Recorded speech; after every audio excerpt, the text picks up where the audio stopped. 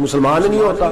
صلاح الدین ایوبی اپنے خیمے میں بیٹھے ہیں تو ایک بی بی آ گئی, اس قبیلے کا کوئی شخص مسلمان نہیں ہوتا. بی بی آئی, آگے کہنے لگی میرے 4 بیٹے جنگ میں کھو گئے, چھوٹے چھوٹے بچے جنگ میں کھو گئے, مل نہیں رہے, فوجیوں کو حکم دے مجھے میرے بچے تلاش کر کے دیں.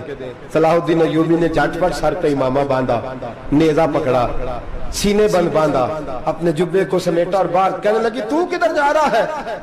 کہنے لگا میں خود تیرے بچے تلاش کر کے دوں گا. صلاح الدین چند سپاہی ساتھ گلی گلی نکلے, گلی گلی فجر کے نکلے, اثر ہو گئی, تھک گئے, 2 نمازیں صحرا میں پڑھی. جنگل کے اندر پہنچے تو ایک کونے میں 4 بچے ایک جگہ ڈرے اور سہمے ہوئے بیٹھے ملے. صلاح الدین ایوبی اٹھا کے لائے, ماں کو کہنے لگے تیرے بچے ہیں. نکلا اس لیے تھا کہ میرے نبی نے فرمایا بچے جدا ہوں تو ماں کو درد بڑا ہوتا ہے, اور میرے رسول نے فرمایا تھا جب جنگ کرنے جاؤ تو کھیت برباد نہ کرنا, فصلیں تباہ نہ کرنا, بچوں کو ماں سے جدا نہ کرنا. فرمایا میں سوچ رہا تھا تیرے بچے کہیں میری وجہ سے جدا ہو گئے تو مصطفیٰ کو جواب کیا دینا. فرمایا تیرے بچے ڈھونڈ کے لایا ہوں. بچے ماں کے پاس آنے لگے تو ماں نے بڑے بیٹے کے منہ پہ تھپڑ مارا. کہتا اماں کیا ہوا؟ کہنے لگے تو نے سنا نہیں کہ دشمن کے بچوں کی اتنی حفاظت کرتا ہے, میرے پاس نہ جا, اس کے قدموں میں بیٹھ جا. جس نبی کے غلام اتنے سچے ہیں وہ نبی کتنا سچا ہوگا. بنو قریظہ اور بنو نذیر 2 محلے تھے یہودیوں کے. یہودیوں نے بڑی عہد شکنی کی تو نبی پاک صلی اللہ علیہ وسلم نے ان کو بے دخل کر دیا, مدینے سے نکال دیا, مدینہ منورہ سے. یہودی نکل گئے مدینہ طیبہ سے, تو جب وہ نکل کے جا رہے تھے تو ان کے مکان, ان کے باغ, ان کی جائیدادیں بچ گئیں. نبی پاک علیہ السلام نے انصار مدینہ کو پہلے بلایا. جاگ رہے ہیں نا آپ لوگ؟ پیسے آتے کسی کو برے لگتے ہیں, اب تو یہ بھی حلال حرام کی تمیز بھی اٹھتی جا رہی ہے. جائیداد, باغ, مال, علاقہ خالی ہوا ہے, وہ چلے گئے, اور لوگ تو ڈھونڈتے پھرتے ہیں. اللہ خیر فرمائے, شاملہ ہر جگہ ملتی نہیں اب شہروں میں, وہ کس کس نے نام کرا لی, کدھر گئی ہے کوئی خبر ہی نہیں, خالی جگہ پڑی ہے. میرے نبی پاک علیہ السلام نے پہلے انصار مدینہ کو بلایا. حضور نے فرمایا انصاریوں بہت بڑی جائیدادیں یہودیوں کی, بنو نذیر اور بنو قریظہ محلے خالی ہو گئے, میرا دل کرتا ہے وہ تمہیں دے دوں, اس لیے کہ تم نے اپنے مہاجر بھائیوں کے ساتھ بڑا تعاون کیا, جائیدادیں تم نے دے دی ہیں, مکانات دے دیے ہیں, بڑا کچھ تم نے دیا ہے, میرا دل کرتا ہے وہ تمہارے نام کر دوں. تو انصار مدینہ کیا کہنے لگے؟ کہنے لگے یا رسول اللہ دے تو ہم نے دیا ہے پر وہ بیچارے جھچکتے ہی رہتے ہیں, وہ جھچکتے ہی رہتے ہیں, کھول کے ہماری چیزیں استعمال نہیں کرتے. تو حضور ہم تو پہلے ہی انصار ہیں, ہمارے پاس بڑا کچھ ہے, آپ مہربانی فرمائیں وہ سارا کچھ مہاجروں کو دے دے, مہاجرین کو ہمیں نہیں چاہیے. اب چلے گئے بات کر کے, میرے حبیب پاک نے مہاجروں کو بلا لیا. فرمایا بنو نذیر اور بنو قریظہ قبیلے کی جائیدادیں آئی ہیں, تمہارے پاس بظاہر جو چیزیں ہیں بھی وہ بھی انصار مدینہ کی ہیں, تو میرا یہ خیال ہے کہ وہ سارا کچھ تمہیں دے دیا جائے. حضرت ابوبکر صدیق رضی اللہ تعالیٰ عنہ کہنے لگے یا رسول اللہ صلی اللہ علیہ وسلم ہمارے انصار بھائیوں نے ہمارے لیے دل تک کھول دیے ہیں, حضور انہوں نے ہر چیز بانٹ کے ہمارے سامنے رکھ دی ہے, ہم اتنے خرد غرض ہیں کہ سارا کچھ لپیٹ جائیں. کہ حضور ہمارے پاس جو مکان ہے وہ ہے, ہم کاروبار کر رہے ہیں, تجارتیں کر رہے ہیں, مزدوریاں کر رہے ہیں, ہم انشاءاللہ اور بنا دیں گے, آپ یہ ہماری طرف سے ہمارے انصار بھائیوں کو گفٹ کر دیں, آپ انہیں دے دیں. میرے حبیب کی آنکھوں میں آنسو آ گئے, میرے نبی پاک علیہ السلام رو پڑے. یا رسول اللہ آپ کیوں روتے ہیں؟ فرمایا تمہارا یہ بھائی چارہ قائم رہا تو اللہ اسلام کو بڑی قوتیں عطا فرمائے گا, اللہ طاقتیں دے گا اسلام کو, اگر تمہارا یہ رنگ قائم رہا, یہ انداز. میرے غلاموں تمہارے یہ طور طریقے, ایک بھائی کہتا ہے دوسرے کو, دوسرا کہتا ہے تیسرے کو. مسلمانوں کی نا ایک تعداد لڑتے لڑتے لڑتے لڑتے دور چلے گئی. تاتاریوں نے قید کر لیا, 4 مسلمان تھے, تبلیغ کرنے گئے, جنگ کرنے گئے, جہاد کرتے کرتے کافروں سے لڑتے لڑتے تاتاری قوم میں چلے گئے, وہاں قید کر لیے گئے. تو سزائے موت کا حکم ہوا, 4 بزرگ تھے, سزائے موت کا حکم ہوا. تو تاتاری بادشاہ جو تھا وہ بڑا خلاف تھا, بڑا سخت مخالف تھا مسلمانوں کے. اس نے کہا کہ ان کو جب پھانسی دینا نا مسلمانوں کو تو میرے سامنے دینا. اب 4 عالم ہیں, 4 صوفی ہیں, سفید داڑیاں, سر پہ امامے. پھانسی کا وقت آیا تو جو پھانسی گھاٹ ہے وہ ایک ہے, چاروں کو کٹھے پھانسی نہیں ہو سکتی. ایک کو کہا کہ ایک ایک کر کے ان کو پھانسی دو. جب پھانسی کا وقت آیا نا تو جو سب سے پیچھے صوفی تھے وہ دوڑ کے آگے آئے, کہنے لگے بادشاہ پہلی باری میری لگا پہلی. اب بادشاہ نے کہا ٹھیک ہے اسے لٹکا دو. وہ قریب آئے تو دوسرے دوڑ آئے, کہنے لگے نہیں نہیں پہلی باری میں نے زیادہ کافر قتل کیے, میرا بڑا جرم ہے, مجھے پہلے سزا دو. ان کو پھانسی دینے لگے تو تیسرے آ گئے, کہنے لگے نہیں یہ تو میرا قتل کرتا تھا, رستے میں بتایا کرتا تھا, ڈھونڈ کے میں بتلاتا تھا کہ یہاں زیادہ تعداد ہے, مجھے پہلے پھانسی دو. تیسرے کے ساتھ بات ہو رہی تھی تو چوتھا دوڑا آیا, کہنے لگا یہ رستے بتاتا تھا, یہ تبلیغ کرتا تھا, یہ سارا کچھ کرتا تھا, لیکن کہا یہ کہتے تھے چلو واپس چلتے ہیں, میں جانے نہیں دیتا تھا, میں کہتا تھا اور کافر مارنے اور علاقے فتح کرنے, میرا جرم بڑا ہے, مجھے پہلے پھانسی دو. بادشاہ کہنے لگا مجھے 35 سال ہو گئے حکومت کرتے, بڑی دنیا کو پھانسی دی ہے, لوگ تو ایک دوسرے کو دھکے دیتے ہیں کہ پہلے تو جا پہلے تو جا, اور تم کیسی قوم ہو کہ ایک دوسرے پہ قربان ہو رہے ہو. کہنے لگا تم ایک باپ کی اولاد ہو, جاگ رہے آپ لوگ. تاتاری بادشاہ کافر بادشاہ اسلام کی مخالفت کر دیں, ایک باپ کی اولاد ہو کا نہیں, ایک قبیلے کے رہنے والے ہو کا نہیں, ایک ملک کے رہنے والے ہو نہیں. اس نے کہا رشتہ کیا ہے تمہارا, رشتہ کیا ہے؟ تو بول کے کہنے لگے خدا ایک ہے نبی ایک ہے, خدا ایک ہے اور نبی منفرد ایک ہے, اس قوم کی نقصان بھی ایک ہی سب کا نبی, اللہ بھی قرآن بھی ایک. کیا ہی اچھا تھا ہوتے اگر مسلمان بھی ایک, یوں تو سید بھی ہو مرزا بھی ہو افغان بھی ہو, تم سبھی کچھ ہو بتاؤ کہ مسلمان بھی ہو. فرمایا ہمارا اللہ ایک ہے نبی ایک ہے, تو کہا پھر ایک دوسرے پہ جان کیوں دیتے ہو؟ فرمایا ہمارے نبی نے ہمیں بھائی بھائی بنا دیا ہے, بھائی کا دل نہیں کرتا اس کی آنکھوں کے سامنے بھائی چلا جائے, ہمارا دل نہیں کرتا پہلے مجھے دے پہلے مجھے دے. بادشاہ کہنے لگا تمہارا جذبہ مجھے متاثر کر گیا, جاؤ میں تم چاروں کو آزاد کرتا ہوں, تمہیں آزاد کرتا ہوں. میرے دوستو یہ رنگ تھا, دیکھیں نا, یہ اس دھرتی نے نظام دیکھا ہے نا, اس فلک نے پہلی بار دیکھا, اس زمین نے پہلی بار. اور میرے حضرت صاحب فرمایا کرتے تھے زمین تڑپ کے روئی, اس نے پہلی دفعہ دیکھا. احد کا میدان ہے, 3 صحابہ تپتی ہوئی زمین پہ زخموں سے چور چور پڑے ہیں. حضرت انس بن نضر رضی اللہ تعالیٰ عنہ پانی کا پیالہ لے کے پہنچے, ایک زخمی سے کہا تجھے پانی پلانا ہے, تو کہنے لگا میرے زخم تھوڑے ہیں, وہ جو ساتھ پڑا اس کے زخم گہرے ہیں, پہلے اسے پانی پلا دے, جا اسے دے دے. اس کے پاس پہنچے تو وہ کہنے لگا وہ مجھ سے پہلے گرا تھا, اس کا زخم زیادہ گہرا ہے, اسے پانی پلا. تیسرے کے پاس گئے تو کہنے لگا چوتھا تڑپ زیادہ رہا ہے, اس کی عمر زیادہ ہے, میں تو جوان ہوں برداشت کر رہا ہوں, بڑھاپے کی وجہ سے نڈھال ہو گیا, پہلے اسے پانی پلا. چوتھا کہنے لگا 5ویں کے پاس جا, 5واں کہنے لگا 6ٹھے کے پاس جا. حضرت انس بن نضر کہتے میں رو پڑا, میں نے کہا محمد کے غلاموں, رسول نے تمہیں کیسا جذبہ دے دیا ہے, زبانیں پیاس سے باہر ہے لیکن تمہاری اخوت مرتے دم تک قائم ہے. کہتے میں 7ویں کے پاس گیا تو کہنے لگا اگر 6 قربانی دے سکتے ہیں تو مجھے خود غرض نہ سمجھ, میں نے نہیں پانی پینا, جا پہلے کے پاس لے جا. کہتے میں پہلے کے پاس آیا تو روح پرواز کر گئی, دوسرے کے پاس آیا تو روح پرواز کر گئی, میں 7ویں تک آیا تو انتقال کر گئے. کہتے ہیں پانی کا پیالہ میں نے اٹھایا اور میں نے زمین پہ رکھا تو میں نے کہا پانی گوا رہنا, محمد کے غلام مر تو جاتے ہیں پر ایک دوسرے کا خیال بڑا رکھا کرتے ہیں, گوا رہنا یہ مر جایا کرتے لیکن ایک دوسرے کا درد. میرے دوستو لٹا ہوا برما, روتے ہوئے مسلمان, سسکیاں اور آہیں لیتی ہوئی مائیں پوچھتی ہیں اے خاصا اے خاصان رسول, وقت دعا ہے, امت پہ تیری آ کے عجب وقت پڑا ہے. وہ دین جو بڑی شان سے نکلا تھا وطن سے, پردیس میں وہ دین آج غریب الغربا ہے.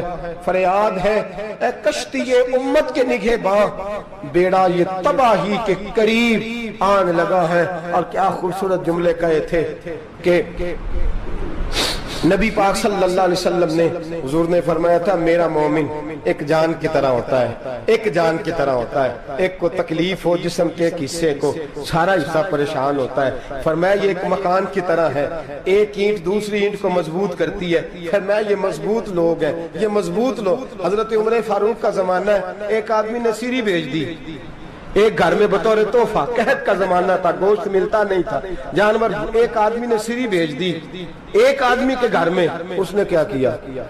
اس نے اپنی بیوی سے کہا ہماری تو خیر ہے، ساتھ والا پڑوسی زیادہ غریب ہے، ادھر نہ بھیج دے، یہاں گندم امیر شہر کی ہوتی رہی خراب اور بچی کسی فقیر کی فاقوں سے مر گئی، کہا ساتھ والے پڑوسی کے گھر سے میں کئی دنوں سے بھوک کی آوازیں، وہاں بھیج دے۔ اس کے گھر گئی تو اس کی بیوی شوہر کو مشورہ دیتی ہے، کہتی ہے میرے بچے تو دلیر ہیں، ساتھ والے کے چھوٹے ہیں، وہ گزارا نہیں، ادھر نہ بھیج دیں۔ ادھر گئی، ایک روایت ہے 7 گھر، ایک روایت ہے 21 گھر، 21 گھروں میں گھومتی ہوئی وہ سری پھر پہلے کے گھر میں آ گئی، اور پہلا صحابی کہنے لگا صرف تو نے محمد کا کلمہ نہیں پڑھا، باقی 20 نے بھی پڑھا ہوا ہے، صرف تو نے ہی رسول اللہ سے یہ درس نہیں لیا، باقیوں نے بھی لیا ہے، اور صرف تیرے اندر ہی جذبہ اظہار نہیں، تو ہی صرف مسلمانوں سے پیار نہیں کرتی، سارے ہی پیار کرتے ہیں۔ وہ سری پھر آ گئی ہے، اب کیا کرنا ہے؟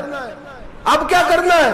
تو امام نبوی نے لکھا ہے، وہ کہنے لگی کرنا کیا ہے؟ پکاؤں گی میں اور کھائیں گے 21 گھر، پھر بھی اکیلے نہیں کھائیں گے، پکاؤں گی میں اور کھائیں گے 21 گھروں کے مطابق شوربہ پکا، اور پھر برتن میں ڈال کے وہ بی بی ایک گھر کا دروازہ کھٹکھٹاتی ہے، کہتی ہے مصطفیٰ کے غلاموں نکلو باہر اور کھاؤ، اس لیے کہ جس نبی نے مجھے پیار کا حکم دیا اسی نے تمہیں بھی پیار کرنا سکھایا ہے، یہ رنگ چشم فلک نے سکھایا ہے۔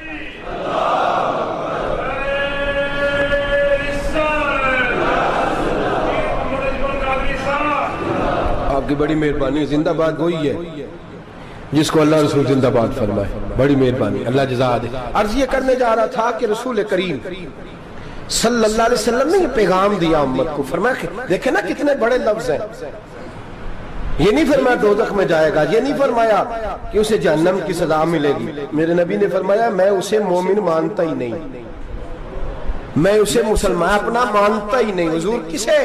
فرمایا جو پیٹ بھر کے کھاتا ہے اور اس کا ہمسایہ بھوکا سو جاتا ہے، میں مومن ہی نہیں مانتا۔ سزا تو تب ملے گی نا کہ جب میں کسی سزا کا اعلان کروں، میں مانتا ہی نہیں، وہ میرا ہے ہی نہیں، خود پیٹ بھر کے کھا رہا ہے، ہمسایہ اس کا بھوکا، میں نہیں مانتا۔ انما المؤمنون اخوہ، مومن بھائی بھائی، میں مانتا ہی نہیں اسے۔ اور میرے حبیب پاک اتنے بڑے لفظ حدیث میں اور کہیں نہیں ملیں گے، آپ کو اتنے بڑے جملے کہیں نہیں ملیں گے۔ میرے نبی پاک نے فرمایا اللہ کہے گا قیامت کے دن، کون؟ اتنے بڑے لفظ حدیثوں میں ملتے نہیں جتنے یہ ہیں۔ حضور نے فرمایا رب فرمائے گا بندے سے کہ میں تیرے پڑوس میں بھوکا تھا، تو نے مجھے روٹی کیوں نہیں کھلائی؟ کون کہہ رہا ہے؟ اللہ کہہ، میں بھوکا تھا تو نے روٹی نہیں دی، میں ننگا تھا تو نے کپڑا نہیں دیا، میں پیاسا تھا تو نے پانی نہیں پلایا، میں بیمار تھا تو تیمارداری۔ یا اللہ نہ تو کھاتا ہے، نہ پیتا ہے، نہ کپڑا پہنتا ہے، نہ تو بیمار ہوتا ہے، لا تاخذہ سنۃ ولا نوم، تجھے بیماری آتی نہیں، اونگ نیند نہیں آتی، میرے مالک تو میرے پڑوس میں تھا۔ تو حضور فرماتے ہیں رب فرمائے گا وہ جو بندہ تیرے پڑوس میں بھوکا تھا تو بندہ تو میرا ہی تھا نا، وہ جو بندہ تیرے پڑوس میں ننگا تھا تو بندہ تو میرا ہی تھا نا، وہ جو تیرے پڑوس میں پیاسا تڑپتا رہا تو وہ میرا ہی بندہ تھا، تو دوائی لینے جائے تو بڑے اسپتال میں اور اس بیچارے کو 20 روپے پرچی کے بھی میسر نہ آئے تو میرا ہی بندہ تھا۔ میرے دوست خیال کر اور یاد رکھ، یہ جو ہمسائے ممالک میں ظلم ہوتے ہیں، زیادتیاں ہوتی ہیں، ہمارے گھر کا پنکھا اچھا چلتا ہے، ہم جلوس اس وقت نکالتے ہیں جب ہماری لائٹ بند ہوتی ہے، ہم جلوس اس وقت نکالتے ہیں جب ہمارا ایسا جو ہمیں تنگ کرتا ہے، ہم اس وقت درد محسوس کرتے ہیں جب ہمارے گھر تک آگ آ جاتی ہے۔ یہ جو باہر آگ جل رہی ہے یہ تیرے گھر بھی آ سکتی ہے، یہ جو باہر فساد ہو رہا ہے یہ تیرے دروازے تک آ سکتا ہے۔ میرے رسول پاک نے ایک جان، مسلمان کو ایک جان قرار دیا۔ مجھے بتائیے انگلی کو کٹ لگ جائے، مسلمان ایک جان ہے نا، انگلی کو لگ جائے کٹ، دماغ کہتا ہے میں نے نہیں سوچنا اس کے بارے میں اس کے درد کو محسوس ہی نہیں کرنا، انگلی کی درد ہے، انگلی جانے اس کا کام جانے، ایسے ہی ہوتا ہے نا۔ بولے پیروں سے کہتے ہیں، انگلی کہتی ہے چل ڈاکٹر کے پاس، پیر کہتے ہیں نہیں میں نے نہیں جانا، انگلی کا کام ہے انگلی جائے، ایسے ہی ہے نا۔ دل سے کہتے ہیں تو تڑپ تھوڑا سا، انگلی کو درد ہے، کہتے میں کو تڑپوں، انگلی کا ماما، انگلی جانے اس کا کام جانے۔ ٹیلی فون کرنا ہے ڈاکٹر صاحب کا پتہ کرنا ہے تو کان کہتے ہیں میں نے نہیں بات سننی ڈاکٹر صاحب کی، زبان کہتے ہیں میں نے نہیں بولنا، انگلی جانے، ایسا ہوتا ہے۔ پیر احتجاج کرتے کہ میں نے ڈاکٹر کے پاس، میں کچھ چکر کھاتا پھروں ڈاکٹر کی دکان کی، انگلی کو درد ہے انگلی جانے، ایسا ہوتا ہے۔ بھئی میرے رسول پاک نے فرمایا مسلمان ایک جان ہے، تو درد برما کے مسلمانوں کو ہو رہا ہے تو پاکستانی کہہ رہے ہیں کوئی بات نہیں، وہ جانے ان کا کام جانے، ایک جان ہے نا، درد ہونا چاہیے، تکلیف ہونا چاہیے۔ پھٹے پہ باتیں ہوتی ہیں اس موضوع پہ، اسمبلی پہ گفتگو ہوئی ہے اس موضوع پہ، آپ کی صوبائی اسمبلیاں اس موضوع پہ بولی ہیں، آپ کے کونسل اس موضوع پہ بولے، ہم تو اپنی اپنی سیاستیں، اپنے اپنے تماشے، اپنے اپنے چکروں میں لگے ہوئے۔ وہ دریا کے اندر سسکتے مسلمان، بنگالی کہتے ہیں ہمارے نہیں، برمی کہتے ہیں ہمارے نہیں، پاکستانی کہتے ہیں ہمارے نہیں، ترکی کہتے ہیں ہم کس کے ہیں؟ وہ کس کے ہیں؟ وہ اللہ کے بندے ہیں، محمد عربی کے غلام ہیں صلی اللہ علیہ وسلم۔ لیکن میرے دوستو کیا ہمیں کیا غرض ہے، وہ جانے ان کا کام جانے۔ یہ جب تیرے پیروں تک آگ آئے گی پھر تجھے پتہ چلے گا یہ بڑی سخت آگ ہے۔ آج جس کافر نے برما پر عرصہ دراز تنگ کیا ہے، مسلمان تھوڑے تھوڑے مفاد لینے کی خاطر نا، بنو عباس اور بنو امیہ کی جنگ چل رہی تھی، بنو عباس جو تھے وہ غالب آ گئے، بنو امیہ جو تھے ان کی حکومت ختم ہو گئی، تو عیسائیوں نے بنو امیہ سے کہا کہ ہم تمہارے ساتھ تعاون کرتے ہیں، ہم تمہارے ساتھ تعاون کرتے ہیں اور بنو عباس پہ غلبہ پا کے تمہیں حکومت دلاتے ہیں۔ بنو امیہ بڑی جدوجہد کر رہے تھے بادشاہی کے لیے، لیکن انہوں نے کہا کہ ہم لڑ رہے ہیں، کوشش کر رہے ہیں، لیکن ہمیں کسی کافر کی مدد کی ضرورت نہیں، ہم جتنا مرضی لڑیں لیکن کافروں کے ہاتھوں بنو عباس کو مروانے کو ہم تیار نہیں ہیں، ہمیں خبردار، تمہارا آپس کا معاملہ ہے، ہم خود نمٹ لیں گے، تمہیں اجازت نہیں دیتے تم اندر کودو اور کود کر کے تم فسادات پیدا کرو اور مسلمانوں کے اندر تقسیم کرو۔ میرے دوستو مسلمان کو سوچنا چاہیے، سوچ بڑی رکھنی چاہیے، گھر کی جنگ سے نکل آ، اب بہو ساس کے جھگڑے سے باہر آ جا، اب محلے کی سیاست چھوڑ کے باہر کا سوچ، اب اسلام کو تیری حاجت ہے۔ اب پوری دنیا جب مسلمان کو دیکھے نا، فیس بک یوز ہوتی ہے، اس پہ نوجوان جب اسلام کی بات کرنے لگے گا، اس پر جب بڑا اسلام کی بات کرنے لگے گا، پوری دنیا میں پیغام جائے گا کہ مسلمان اب جاگنے لگا ہے، مسلم خوابیدہ بیدار ہونے لگا ہے، اب اس کی آنکھیں کھلنے لگی ہیں، اب یہ اپنے مذہب کی بات کرتا ہے، اب یہ اپنے ملک سے، صوبے سے، برادری سے نکل کر بولتا ہے، اب یہ کہتا ہے کہ بازو تیرا توحید کی قوت سے قوی ہے، اسلام تیرا دیس ہے، تو مصطفی ہے، اب یہ بڑی سوچ رکھتا ہے، اب یہ عالمی بات کرتا ہے۔ میرے دوستو ہمارا تو حال یہ ہے، امام اعظم ابو حنیفہ کا فتویٰ ہے، آپ فرماتے ہیں جو مولوی عالمی حالات سے باخبر نہ ہو وہ جمعے کی تقریر نہ کرے، وہ مسلمانوں کی رہنمائی نہیں کر سکتا، عالمی حالات سے جو خبردار نہ ہو۔ تو جس کو چھٹی ہو جائے تو نے ختم نہیں پڑھا، دوڑ جا مسجد سے، تو ختم نہیں پڑھتا ہمارے، تجھے پتہ ہی نہیں تو کہاں رہتا ہے، بھاگ جا، وہ عالمی حالات پہ بات کرے گا، کیونکہ بیچارے کو تو پتہ ہے میری سویرے چھٹی ہو جانی، سیاست کا لفظ چھیڑا نہیں تو میں گیا نہیں۔ یاد رکھے وہ جو بیداری ہے، وہ جو اعلیٰ ظرفی ہے، وہ جو بڑی سوچ ہے، وہ جو ملت کی سوچ ہے، وہ جو قومیت کی سوچ ہے، وہ جو آگے بڑھنے کا زاویہ ہے، وہ تو اندر، اقبال کہتے ہیں گلا تو گھونٹ دیا اہل مدرسہ نے تیرا، گلا تو گھونٹ دیا اہل مدرسہ نے تیرا، تجھے تو مدرسے والوں نے پلیٹ پکڑا دیا ہے کہ جا سویرے لنگر کٹھا کر کے لا اور دوپہر کو روٹیاں مانگ کے لا اور دیکھ آج مرا کون ہے، ختم کس کا پڑھنا ہے، تو گلا تو گھونٹ دیا اہل مدرسہ نے تیرا، اب کہاں سے آئے گی صدا لا الہ الا اللہ، تو گھونٹ دیا تیرا گلا، تو کیسے بڑی بات کرے گا؟ بڑی بات کے لیے بڑی سوچ چاہیے، بڑی تگودو چاہیے، بڑی کوشش چاہیے، بڑا حوصلہ چاہیے۔ مسلمان چھوٹی چھوٹی لڑائی میں، چھوٹی چھوٹی جنگ میں، ایک دکاندار دوسرے دکاندار سے لڑ رہا ہے، گلی والا دوسری گلی والی سے لڑ رہا ہے، محلے والا محلوں پہ اعتراض، ایک شہر میں رہنے والے میں نے دوسرے محلے پہ اعتراض کرتے دیکھے، یقین کریں ایک شہر میں رہنے والے، علاقے میں بسنے والے کہتے ہیں بھائی توبہ ہے اس محلے تو اللہ ہی بچائے، لا حول ولا قوت۔ وہ جو تقسیم در تقسیم کی سوچ ہے، اس نے چھوٹے چھوٹے ٹکڑوں میں مسلمانوں کو بانٹ دیا ہے، چھوٹی چھوٹی تقسیم ہے، چھوٹا چھوٹا ہمارا مزاج ہے، چھوٹی سوچ ہے، بڑی سوچ کی بات سنیے۔ صلاح الدین ایوبی، جاگ رہے ہیں نا آپ لوگ؟ تو آخنا حضرت صاحب ایڈی وڈی گل چھیڑ چھڑی ہے، یہ مطلب ہی کون نہیں، کنے برما جانا ہے تو کنے مدد کرنی ہے، میں تو بھائی فریضہ سر انجام دے رہا ہوں۔ میرے نبی نے فرمایا برائی کو یا ہاتھ سے بدل، ہاتھ سے نہیں بدل سکتا تو زبان سے تو بولنا، تو میں معذور ہوں، کمزور آدمی ہوں، ہاتھ سے بدلنے کی طاقت نہیں رکھتا، تو دوسرے درجے پہ تو مجھے عمل کرنے دو نا۔ اثر کرے نہ کرے سن تو لے میری فریاد، نہیں ہے داد کا طالب یہ بندہ آزاد، رونے تو دو، تڑپنے تو دو، آہیں تو بہانے دو، سسکیاں تو لینے دو، مار کھائی ہے تو تڑپنے تو دو۔ وہ قرآن پاک برما میں پابندی لگی ہے تو میں یہاں سوچنے لگا ہوں کہ وہاں تو پابندی لگی ہے، یہاں پہلے لوگ کوئی نہیں پڑھتی۔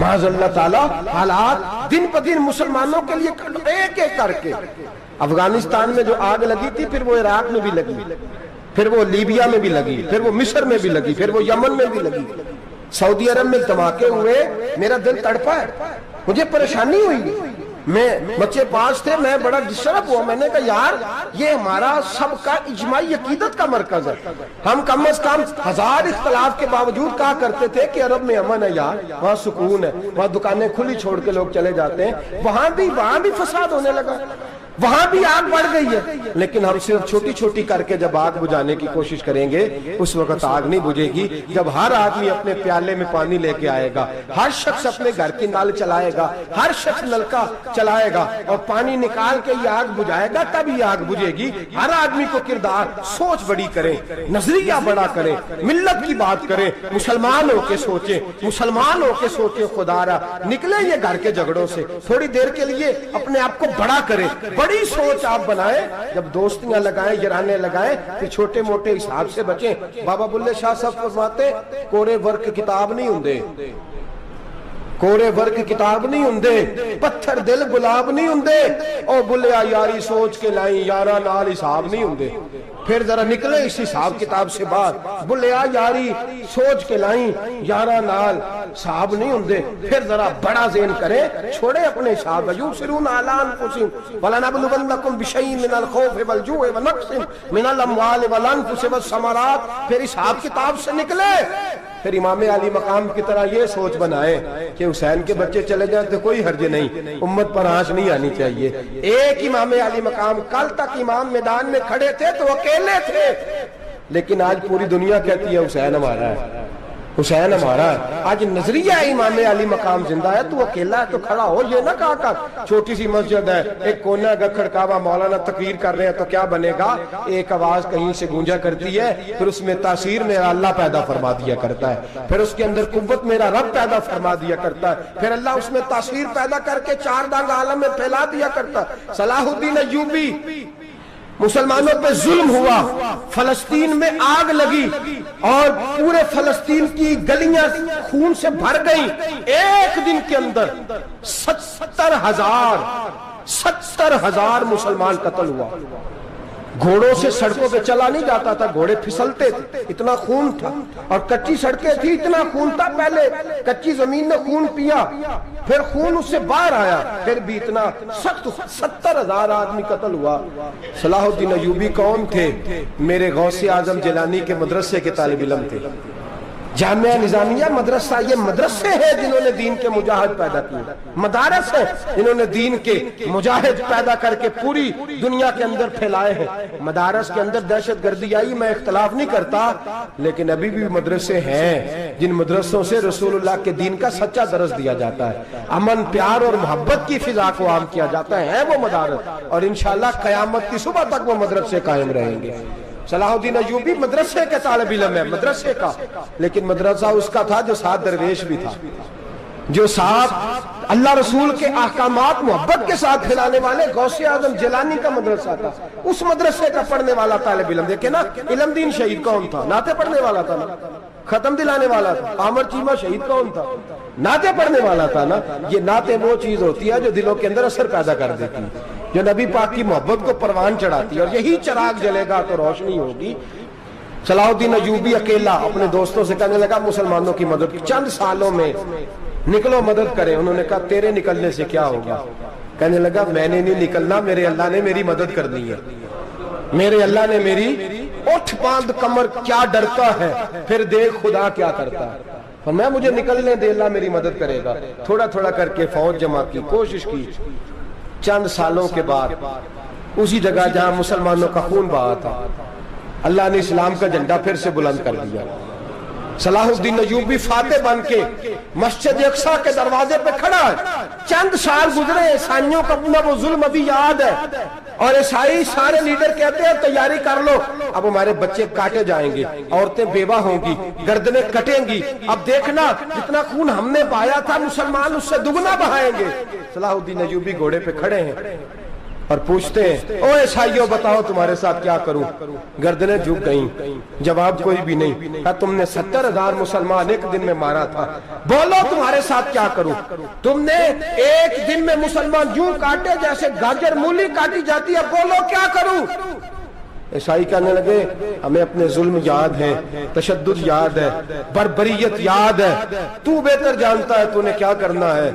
صلاح الدین ایوبی گھوڑے پہ فاتح کھڑا ہے، آنکھوں میں آنسو آئے، تڑپ کے رویا، کہنے لگا میں تمہارے ساتھ وہی سلوک کروں گا جو میرے مصطفیٰ نے قریش مکہ کے ساتھ فرمایا تھا. لا تصریب علیک، جاؤ تم پر کوئی زیادتی، جاؤ تم آزاد ہو. اس نے کہا تو کر کیا رہا ہے؟ کہنے لگا میں کیا کروں، میں اس محمد کا ماننے والا ہوں جس نے معاف کرنا سکھایا ہے صلی اللہ علیہ وسلم. میرے پیروں میں زنجیر ہے رسول اللہ کی غلامی کی، جاؤ تم آزاد ہو. اس نے کہا تم آزاد ہو. لوگوں نے کلمہ پڑھنا شروع کر دیا، اشہد ان لا الہ الا اللہ واشہد ان محمدن عبدہ. سارے قبیلے کے کچھ نہ کچھ لوگ مسلمان، ایک قبیلہ رہ گیا مسلمان نہیں ہوتا.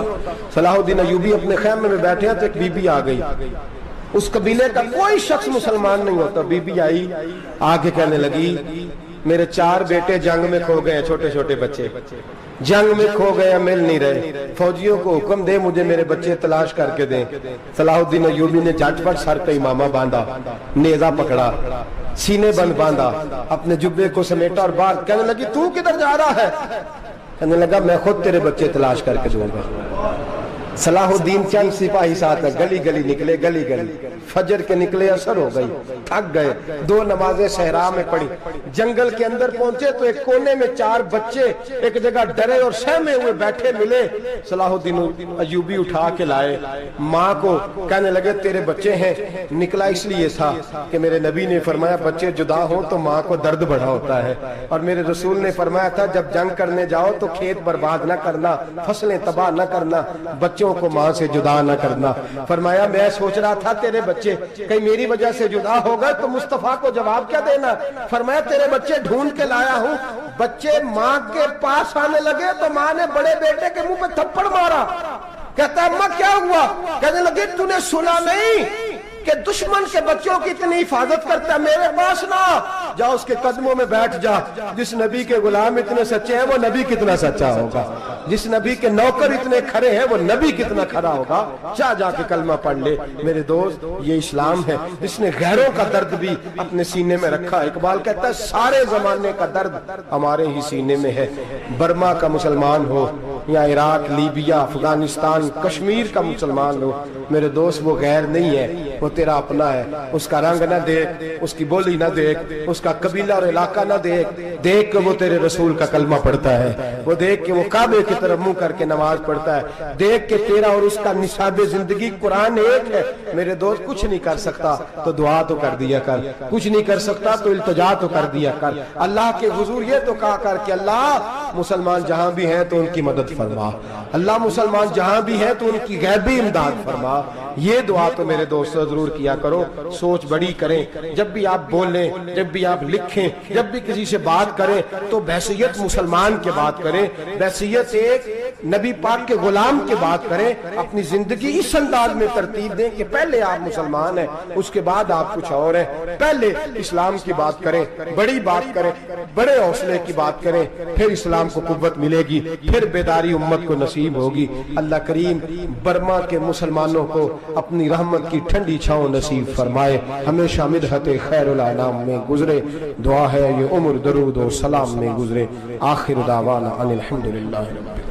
اور اگر آپ نے ابھی تک ہمارا چینل سبسکرائب نہیں کیا تو فوراً سبسکرائب کیجیے، ساتھ ہی بیل آئیکن پر کلک کریں تاکہ مزید آنے والی ویڈیو ہے وہ آپ کو